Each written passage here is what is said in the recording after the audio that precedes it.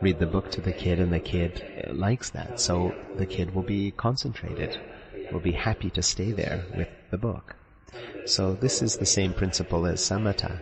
We have to find an object that we're very happy and comfortable with, and that the mind enjoys to sit there with or be there with.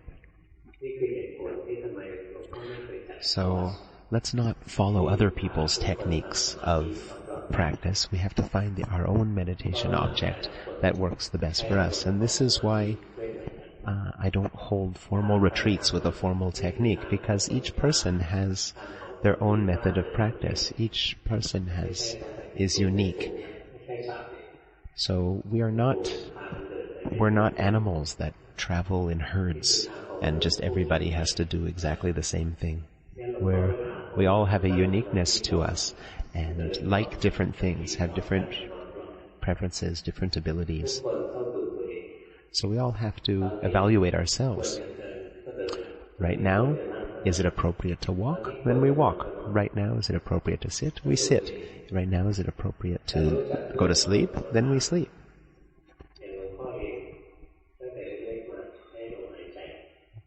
Now, Luang Pa, he watched the breath since he was very young. Luang Pa Li was his first teacher when he was 7 years old, and he taught him to breathe in and say Bud, breathe out and say Do, Bu-Do, and then count to 1. Bu-Do, count to 2. Bu-Do, count to 3. So he practiced this when he was young, and he was just 7 years old, but when he was taught to count up to 6, taught to count up to 10, and then to count back down to 1. And he found that when he was counting backwards, it was annoying. He didn't like it, so he changed it. He already started to understand the principles without knowing so, and he thought, I'm just going to count up to 100. And so he would just count up to 100. He started getting peaceful when he would do this, and so peaceful that he didn't require the numbers anymore. And he just breathed and recited Bu-To, Bu-Do as he breathed. Then, after a while, he'd get even more peaceful, and the Bu-Do became a hindrance, and the mind dropped the Bu-Do, and it would just be the breath. The mind would get more and more peaceful.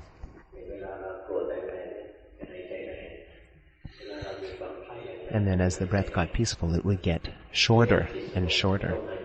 He says we can notice that when we have impurities come up like anger, our breath is very long. But when, just naturally, when we're more peaceful, our breath will be shorter.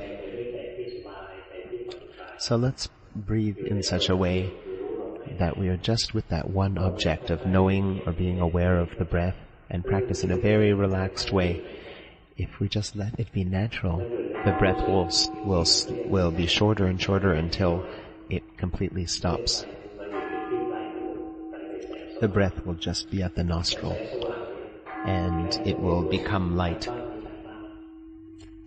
Sometimes it's a very bright, clear light. Sometimes it's not a clear light. But if we keep practicing, it can become a very, very clear light. Once it's very clear, we can expand this light or shrink this light to an extremely small point, like the end of it, like the edge of a pen or pencil.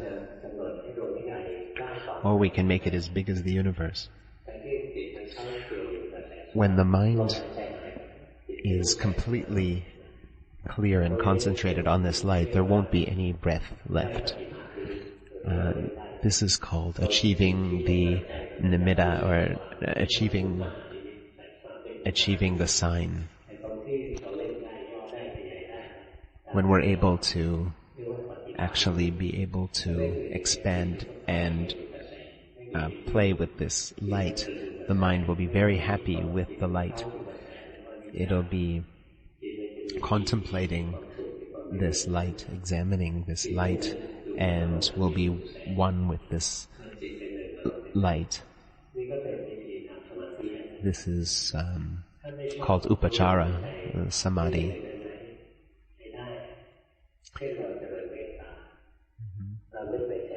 And that is the entrance way into deep concentration, or jhana. Yeah, so